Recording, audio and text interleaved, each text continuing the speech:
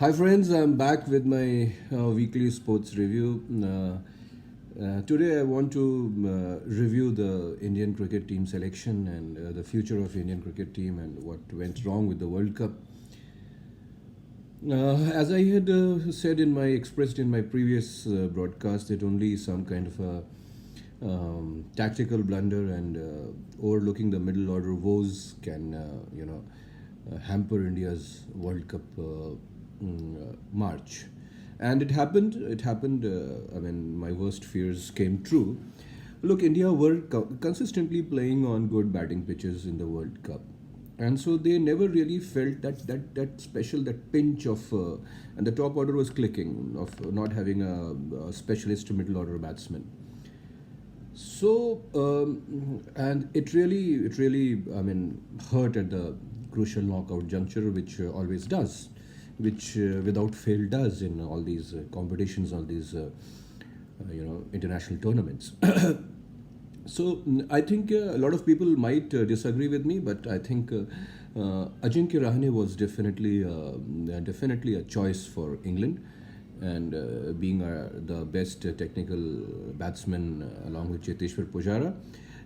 But Ajinkya Rahane was definitely a choice for that special number four position, or Dhoni would have come into that position to to negate that.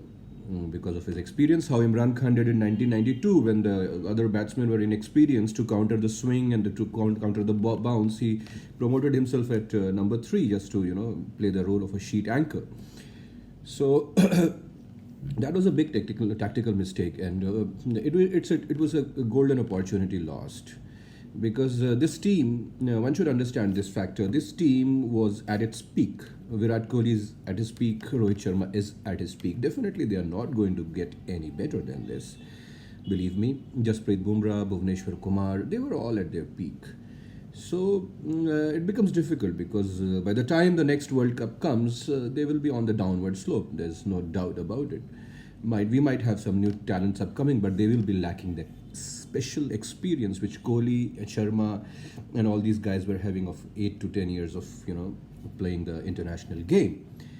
So it's going to be a uphill task for India from right now to to the next World Cup. And I see countries like South Africa, Australia, England is already good, catching up, catching up and doing well. Coming back to the West Indies tour, I think Kohli went into this tour knowing fully well that he needs to win something as a captain. So he didn't opt to take any rest because he cannot afford to have question marks raised against his winning ability and his captaincy.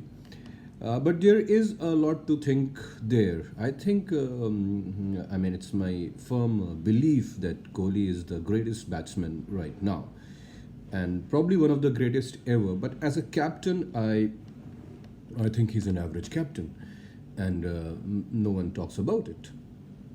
And it's the elephant in the room. So he might be having a good record, but facts are facts. So I think we need to look beyond Kohli for at least the one day format and the T20 format. And Rohit Sharma or someone like that would have been a good choice going ahead. So, and I was a little bit, what do you say, disappointed with the way they have dealt MS Dhoni.